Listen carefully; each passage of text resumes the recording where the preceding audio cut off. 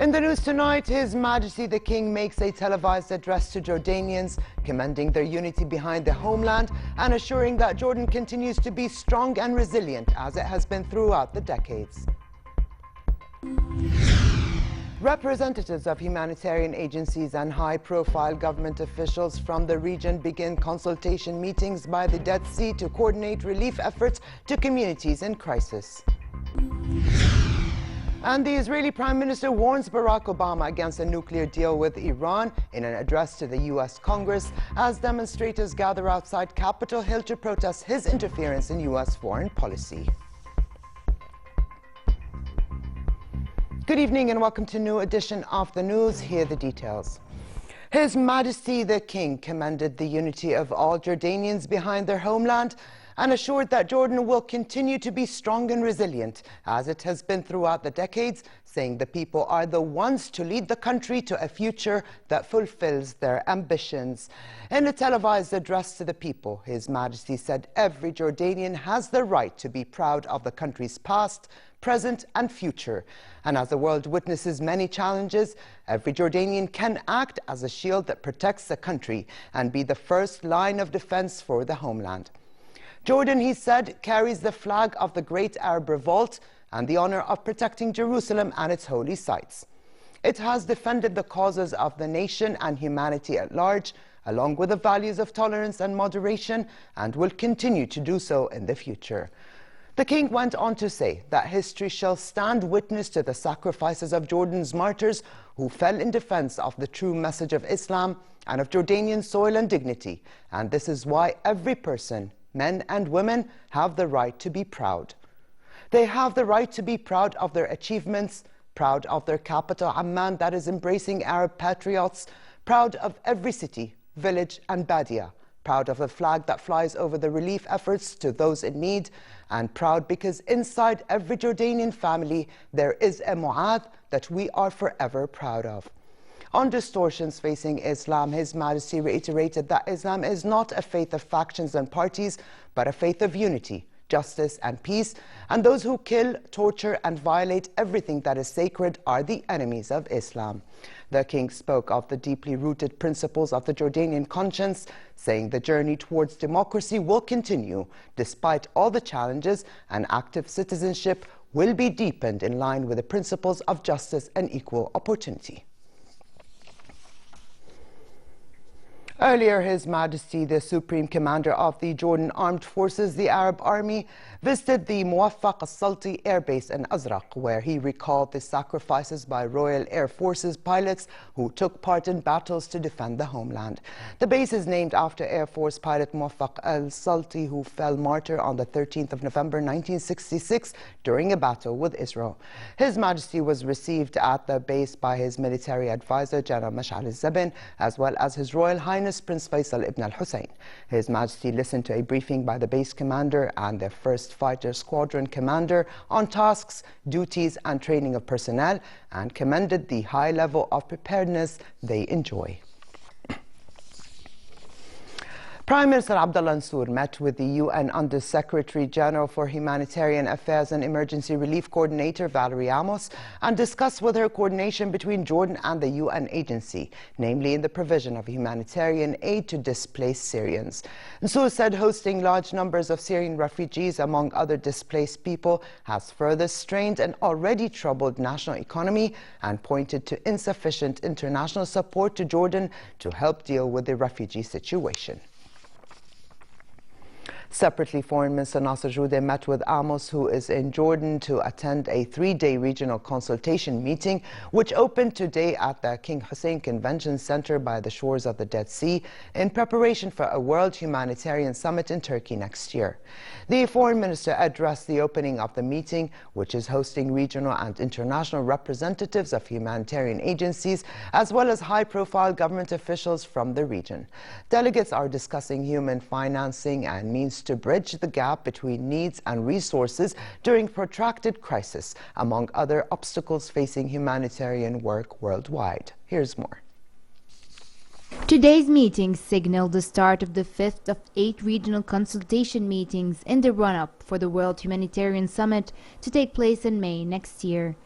As the gap between the required humanitarian resources and the needs that are seen and felt across the world growing year after year, the summit seeks to set the future agenda for humanitarian action.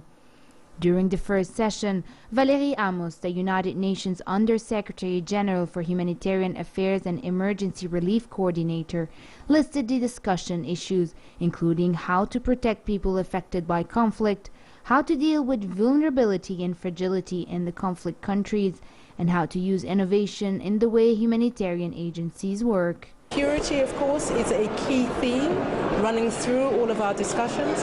Not only the security of humanitarian workers, the security of people themselves, given the framework of international humanitarian law and the need to protect civilians, and the overall stability and security of countries, many of which are now being targeted by terrorist and non-state actors. In an exclusive interview with Jordan TV, Amos thanked Jordan for hosting the consultations and praised the kingdom for hosting such a large number of refugees throughout history. Jordan's Foreign Minister Nasser Joudeh, in remarks at the opening session, reviewed Jordan's effort towards Syrian refugees, saying the kingdom is working hard to support Syrians fleeing their country since the start of the 4-year civil war. الأردن يعمل بجهود حثيثة.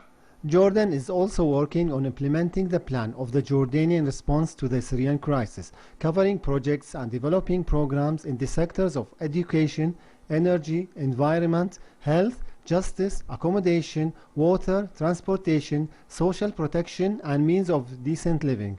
The financing to implement this plan is estimated at $3 billion.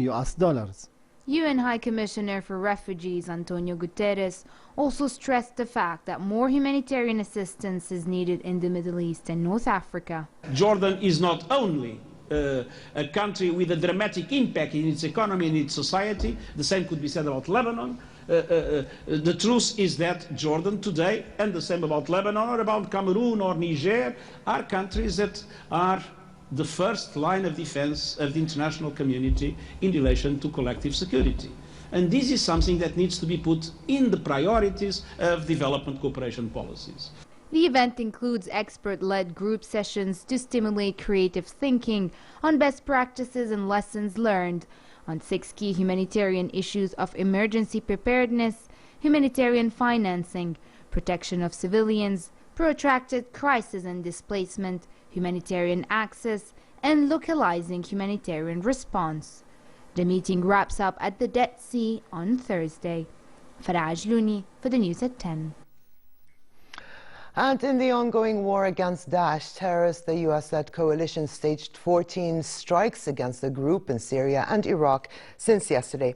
The combined joint task force said in a statement that the strikes included 6 attacks near the key Syrian border town of Kobani, where they hit 3 units of the terrorists, while another struck near Al-Hasaka. And in Iraq, 7 strikes were staged near Al-Mosul, Al-Assad, Biji, Ramadi and Sinjar, hitting 3 Daesh units, as well as a checkpoint and other targets. In northern Syria, meanwhile, Kurds, backed by US airstrikes and local rebel fighters, have been pushing back Daesh terrorists after the group captured large tracts of land along the border with Turkey. A British national fighting alongside Kurds in Syria was killed in clashes with the terrorists. The British-based Syrian Observatory for Human Rights said the combatant had been fighting alongside Kurdish YPG forces in Syria's northern Hasaka province and died of wounds sustained in the clashes. And on the ground in Iraq, thousands of Iraqi soldiers and Shiite militiamen sought to seal off Daesh fighters in Tikrit and nearby towns on the second day of Iraq's biggest offensive yet against the stronghold of the terrorists. Iraqi military officials said security forces backed by the Shiite militia were advancing gradually, their progress slowed down by roadside bombs and snipers. They have yet to enter Tikrit or the nearby Tigris River town of Al-Dur, which officials describe as a major center for the terrorists. Army and police said government forces have surrounded and sealed off Al-Dur, but have not yet launched an assault on the town. To the north, the army said they captured a village close to Tikrit. And to boost Iraqi army training, Australia said it will send an additional 300 soldiers to help train Iraqi forces fighting Daesh terrorists. Australian Prime Minister Tony Abbott announced the move today following a request from the United States to contribute to an international training coalition. Australia last year committed a 600-strong force comprising some 400 Air Force personnel and 200 Special Forces soldiers to help fight Daesh. The new Australian troops will join around 140 New Zealand Defence Force members and be based at Taji, northwest of Baghdad, Abbott told reporters. The decision, said Abbott, marks the next phase of Australia's contribution to the international coalition to disrupt, degrade and ultimately defeat what he described as the death cult, referring to Daesh. I want to stress that we haven't taken this decision lightly. Ultimately, it is Iraq that must defeat the death cult, but we do not want to leave the Iraqis on their own. We are naturally reluctant as a peace-loving people to reach out to faraway conflicts, but as we know, this conflict has been reaching out to us for months now. And over to Libya, where radical fighters took over the Bahi oil station and the Mabrouk oil field after security forces guarding the installations were forced to retreat. The country's oil installations and other key infrastructure have been increasingly a target in the conflict between the two rival governments and their armed forces. Fighter jets belonging to the Libyan army, loyal to Libya's Tobruk-based government, hit Matiqa, Tripoli's airport, and eyewitnesses said a warplane struck close to the runway but did not cause major damage. The UN mission to Libya called for an immediate ceasefire and said peace talks with the warring factions will resume in Morocco later this week. Israeli Prime Minister Benjamin Netanyahu warned the United States against agreeing to a nuclear deal with Iran and working with what he said is a country deeply rooted in militant Islam. Netanyahu said Tehran will always be an enemy of America and claimed that if a deal, now being negotiated, is accepted by Iran, that deal will not prevent Iran from developing nuclear weapons. Seeking to convince Congress of his view towards Tehran, the Iranian regime, he said, is as radical as ever and cannot be trusted. Netanyahu entered the chamber to a cacophony of cheers and at the start of his speech sought to diffuse the intense politicization of his appearance, which has hardened divisions between Republicans and Democrats over the White House's approach to stopping Iran from obtaining nuclear weapons. The speech escalated his campaign against U.S. President Barack Obama's Iran diplomacy, putting unprecedented stress on the two leaders' already strained ties.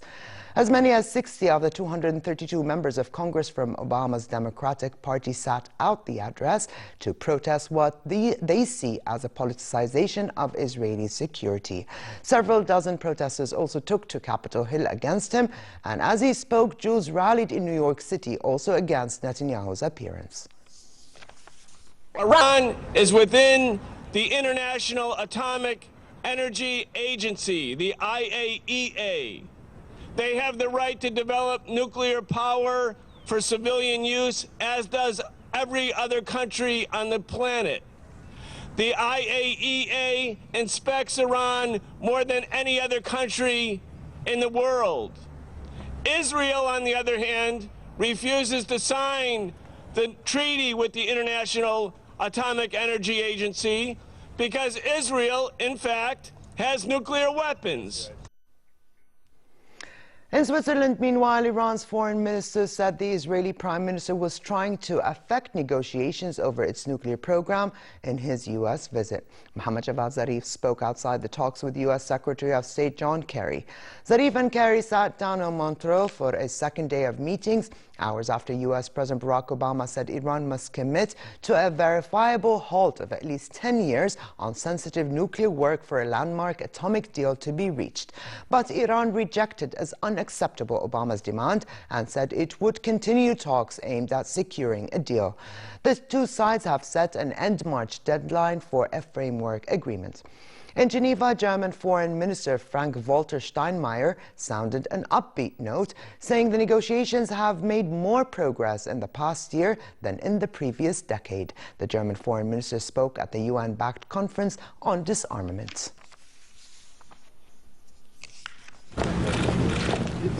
previous years. I'm saying for the first time that during the last year of negotiations, I got the impression that Iran is seriously negotiating, hopefully with the necessary courage and the necessary flexibility to achieve a result.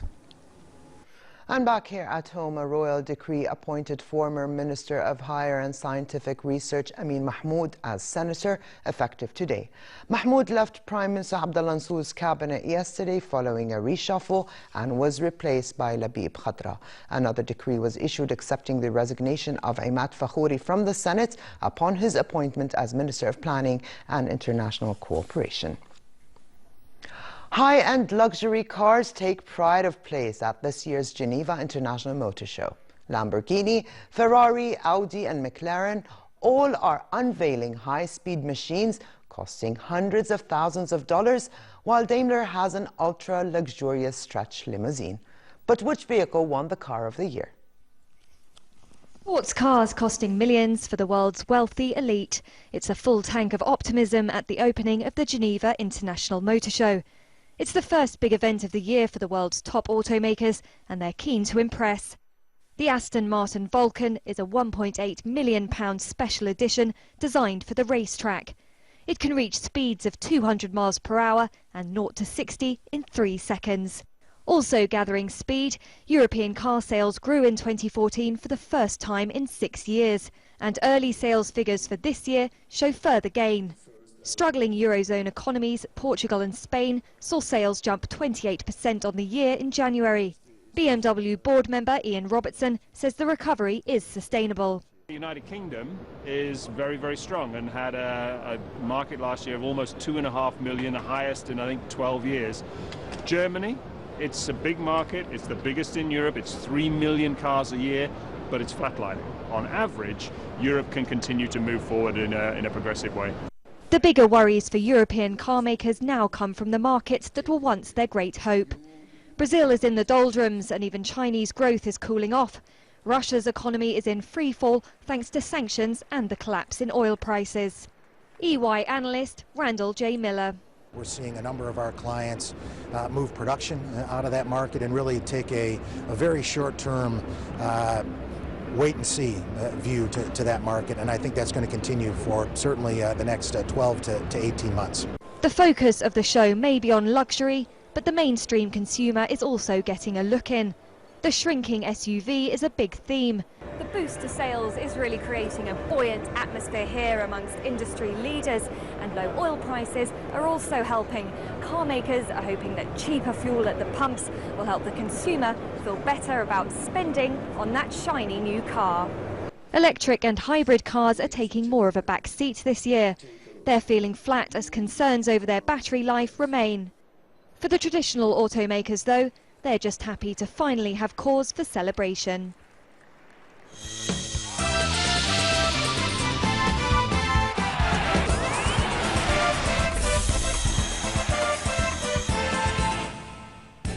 It was actually the Volkswagen Passat that won the Car of the Year award.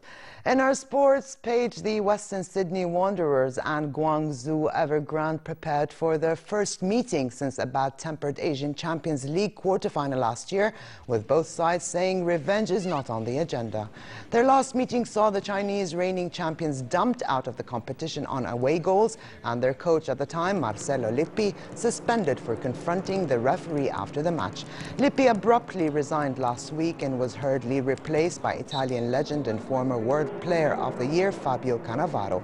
Following last year's match, Wanderers went on to become the first Australian club to win the Asian Champions League, beating Al Hilal of Saudi Arabia in the final.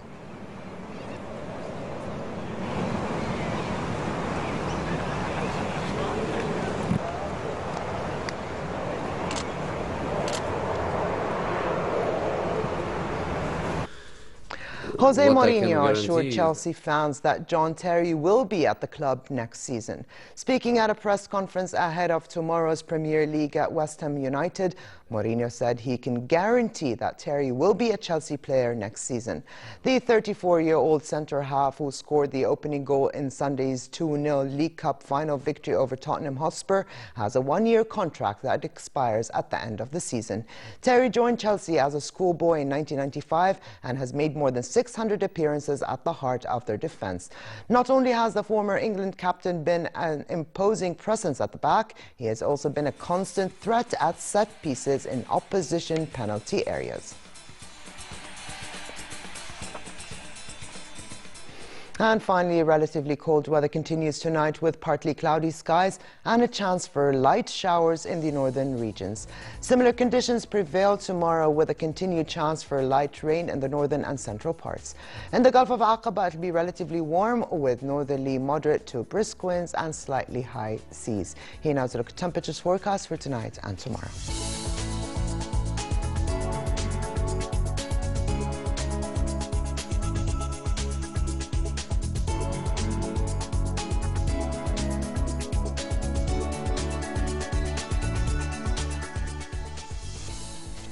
And to close, here's a reminder of the day's top stories. His Majesty the King makes a televised address to Jordanians, commending their unity behind the homeland and assuring that Jordan continues to be strong and resilient as it has been throughout the decades.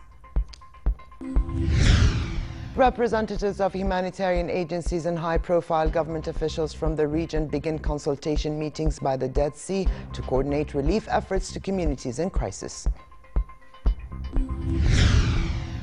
And the Israeli Prime Minister warns Barack Obama against a nuclear deal with Iran in an address to the U.S. Congress as demonstrators gather outside Capitol Hill to protest his interference in U.S. foreign policy.